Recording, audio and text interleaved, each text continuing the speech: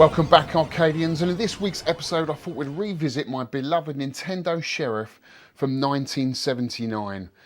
This game has been in my collection exactly 9 years to this month, and it now takes centre stage at the Arcade Archive. But since it's been in the museum, it's started to develop a little bit of wear and tear, and I haven't done a video on this game for such a long time. So in this week's episode we're going to take a look at the game and give it some much needed TLC.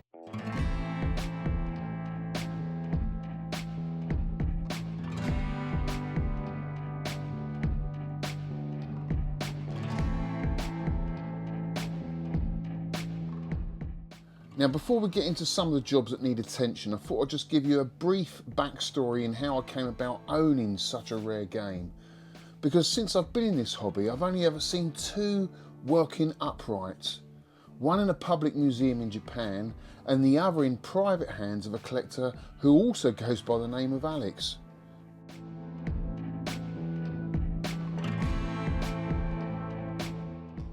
Nintendo Sheriff was released in 1979 and it was designed by Genyo Takeda and coded by Ikegami. It was also the first game that Shigeru Miyamoto worked on for Nintendo. Pictured here on the left next to this prototype, he designed all the characters and the cabinet art.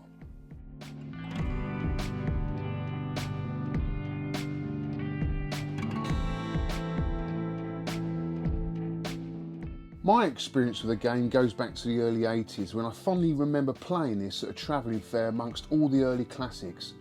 I distinctly remember it always being available to play, and maybe that was because other games were more popular at the time, but for just 10 pence a go I thought it was great. Now, the cabinet art I don't really remember, but it was most likely on a cabinet like this made by a British company called Bellfruit, which are still going today. They mainly distributed under license some of Nintendo's earliest games. It had horrible fruit machine type buttons that lit up and became quite hot after a while, but I distinctly remember its unique gas cooker knob that was used to control your character Jack and his arm movement.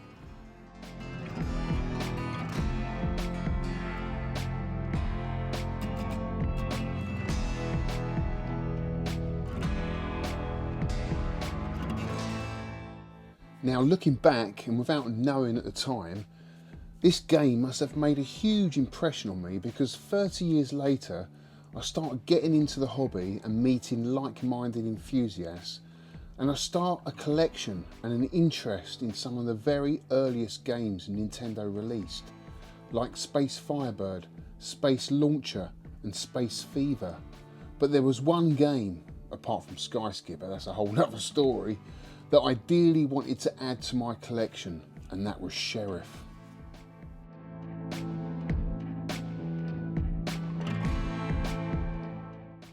After being in the hobby a few years, I've built up quite a few contacts, and I managed to find a collector called Bruno who had found a Sheriff upright in a barn in Belgium. Now, I was quite straight up with him because I really wanted this game, so I asked him if it was for sale. He said yes, but on the one condition: you have to come and collect it. I thought, great, no problem at all. I was so excited. I was finally going to get the game I used to play as a kid. But guys, I could not believe it when he said he lived in Luxembourg. That's an epic road trip through the Channel Tunnel, which I'd never done. But I agreed to come, and I managed to convince a good friend of mine, Mark, to tag along with me and be my map reader. We stopped off at a few French antique fairs along the way, and it took 18 hours in all, and we didn't arrive until midnight, and I was absolutely shattered. But oh my god, was I happy to see Bruno and his arcade collection, because guys, I've never seen anything like it. This was something else.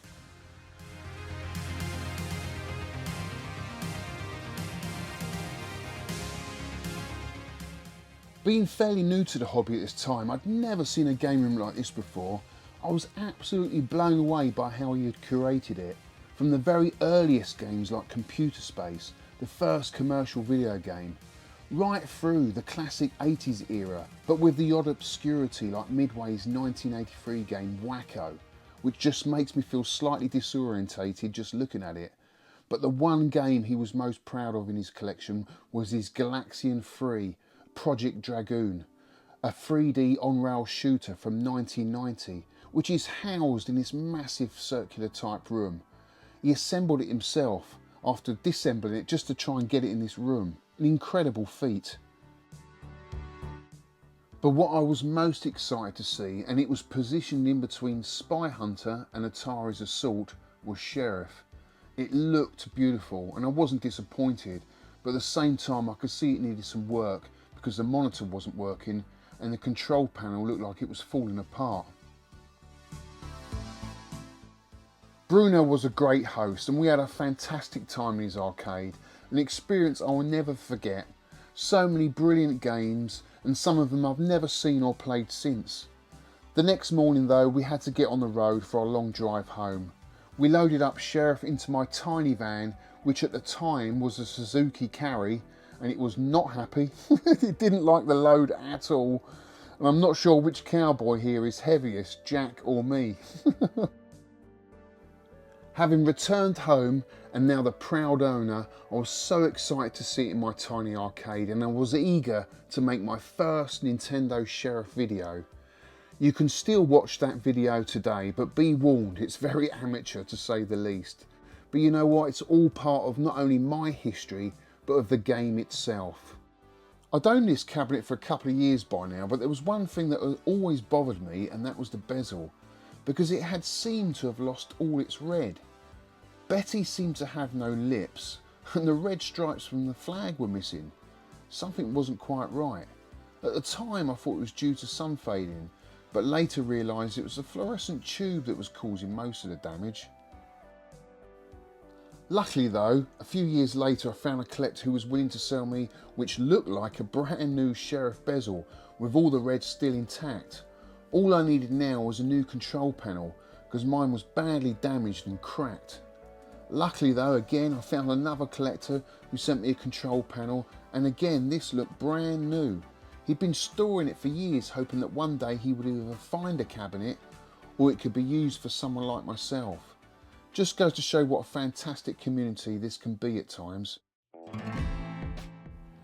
After a while I became a bit obsessed with Sheriff, and I managed to get a collection together of different cabinet versions of the game. This one in particular has to be the rarest of them all. It's the Sega Trimline version, which I believe was the only one ever made. It could have quite possibly been used at trade shows as a showpiece, as it's got quite a low coin count and is absolutely immaculate.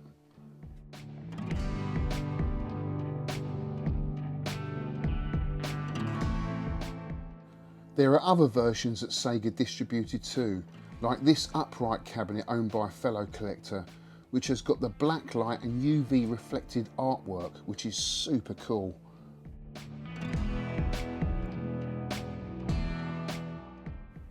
Another licensed version was Exodus Bandido, which looks completely different and has more of a spaghetti western feel about it.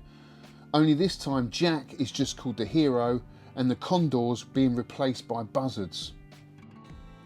Sega, Belfru, Exodus and even Taito licensed their version, Western Gun Part 2, which was named as a sequel from their first successful game, Western Gun. Released by Taito in 1975, it was the first video game to depict human-to-human combat.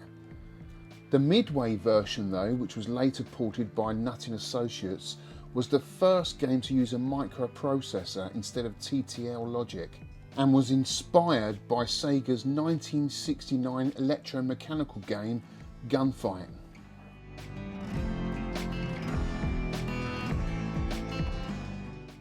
It was a huge hit, and it made sense for Taito to name Sheriff as Western Gun Part 2 as its natural successor, as they are both very similar.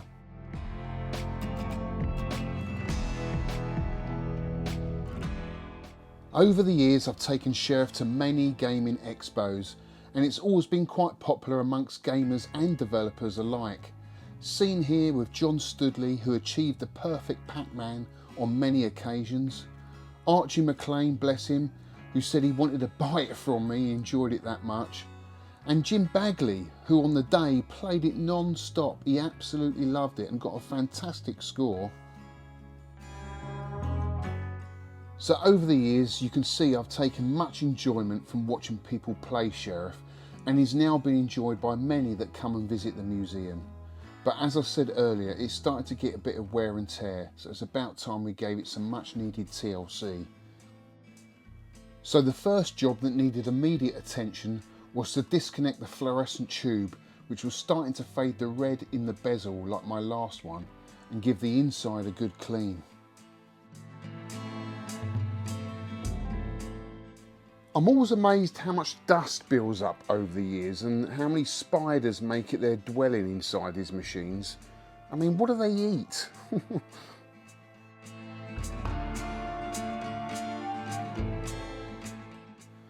One of the things I noticed since removing the bezel was some of the woodwork had become insecure, so I decided to get some very small pins and glue the parts back together.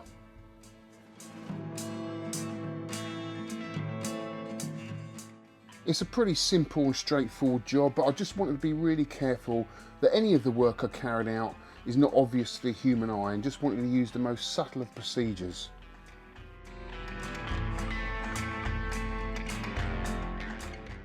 After the glue was dry, I could remove the pins and start work on the light fixture.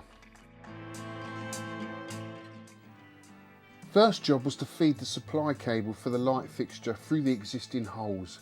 Holly was on hand on the other side to split the feed into the incoming 240 volts.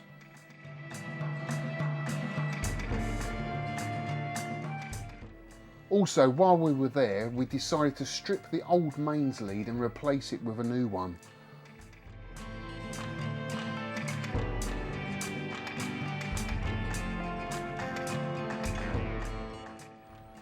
Once it was all connected, it was time to fix the light fixture behind the bezel. I decided to use Velcro straps to hold it in place, which meant I didn't have to screw into the cabinet, but I still had to get the position just right to get a nice even distribution of light throughout the marquee.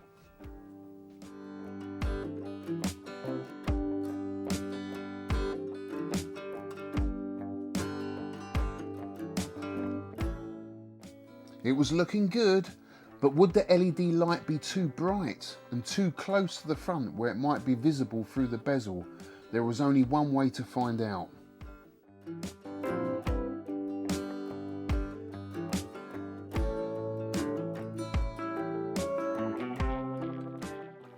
Wow, that's a nice surprise. It looks perfect. And I thought I was going to have to spend a lot more time adjusting it to get the right distribution of light. But I'm happy with that. It looks so cool. Now with the new LED light installed, I can now rest assured that Betty will retain her lips for many years to come. I mean, can you imagine spending all that time getting to level 3, going to give her a kiss, and she's got no lips? It's not happening. It's not happening, guys.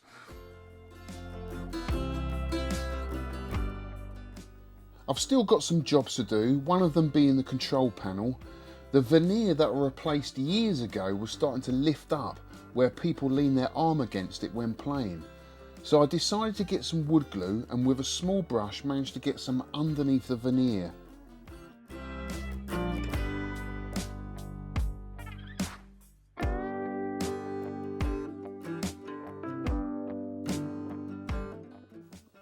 Once I was satisfied I'd got enough glue underneath the veneer, I was ready to clamp it together, using a small piece of wood which also helped hold it in position throughout the affected area.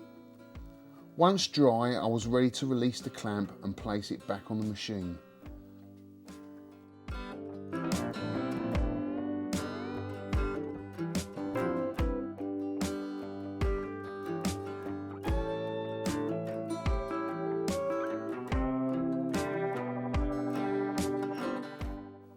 While we had the back door off, I not only wanted to give the monitor a good clean, but I also thought this would be a great opportunity to show you inside the cabinet, which you don't normally see. Disconnecting all the cables, I was then able to free the monitor from its position. As you can see, it looks like they've used a professional video monitor. They've left the shroud on and just modified it for this machine.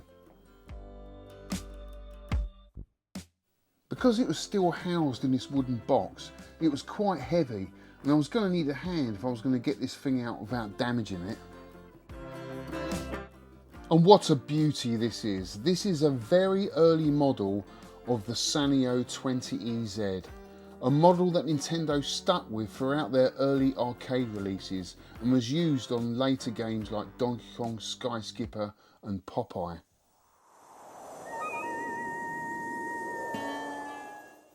Another good clean inside before the monitor goes back. I was then ready to connect it all back up again.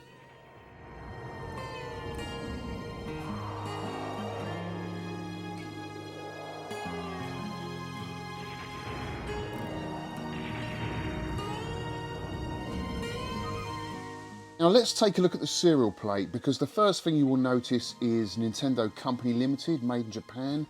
This was a year before Nintendo of America was established and took over all the overseas distribution. Hence why Nintendo got other companies like Sega and Expos to distribute their games at this time. At the top you have TWG, T is for title and WG is for Western Gun. And then you have UP, the abbreviation for upright cabinet, and BG, which is the region it was distributed in and found, which was Belgium.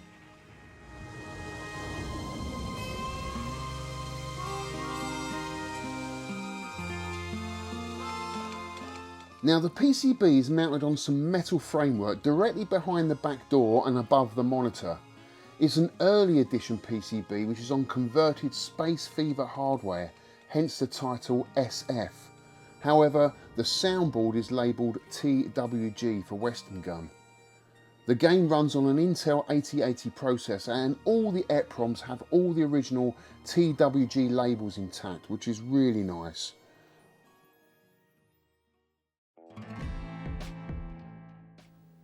Once I'd put the game back together again and given it one more clean, it was time to revisit the Wild West and try and rescue my damsel in distress. Right, here we go.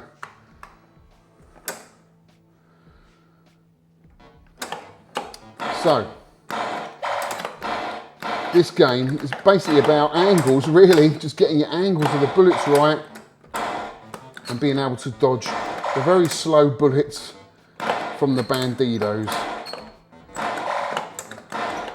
Now, if I hang around, which you normally can do on the first 3 levels, you can double your points by waiting for the bandidos to enter the arena like they are now, and they turn yellow, so you get double the amount of points for getting the yellow ones.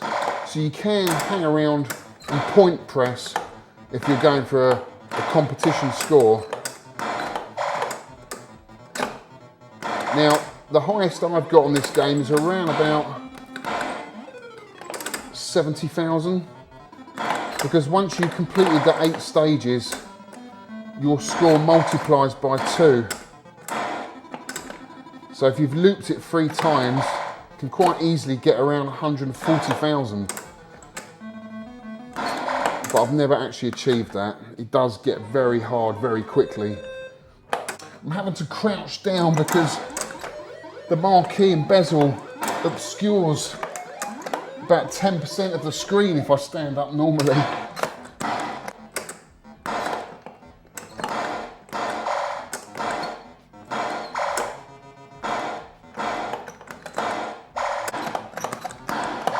This brings back so many memories for me playing this at a fair when I was a kid. I must have been around about 10 years old playing this game.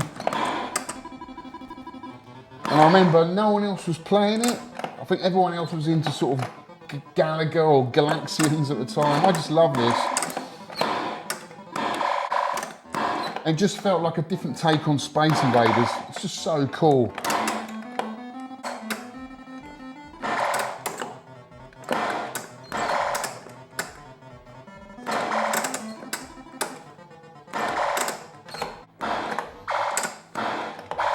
There's so much I love about this game and the cabinet, but it's the controls that really set it apart.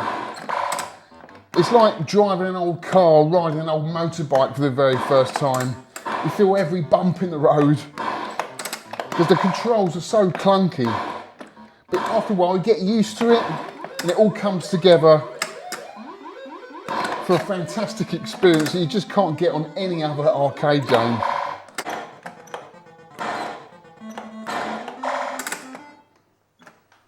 And this is what I've been waiting for. A nice big smackaroonie from Betty. It's got to be worth 10p, hasn't it?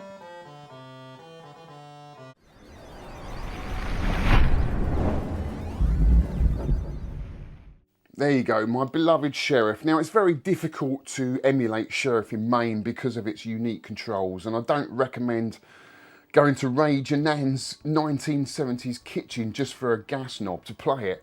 But Sheriff did leave a legacy. He did appear on the Nintendo Game Boy Advance as a mini-game in WarioWare, which was a really nice surprise. And also Jack appeared in Super Smash Bros. As an assist trophy, which is super cool. So it's nice that Nintendo have at least acknowledged a little bit of their past and brought him up to date. But I don't think he's ever going to get his own game. The only other way to play it, guys, is on the Vectrex. This is a lovely port called Frontier by Chris Parsons. It feels the same as Sheriff. It's got the same sort of music, the same sort of plod, and it's got a few little mini games in there as well. So this comes highly recommended if you want to play Sheriff. The Vectrex is the way to go. Other than that, you'll have to come down the arcade archive and experience it on the full-size cabinet. That is the way to go. Anyway, that's it for this week's video, guys. Hope you enjoyed it, and I'll see you on the next one. Some cowboys have too much tumbleweed in their blood to settle down, but this old cowboy has settled in real good.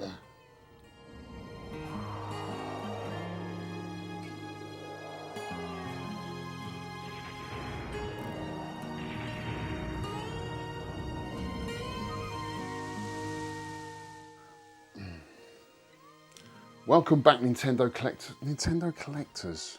That's years ago. It's in the past.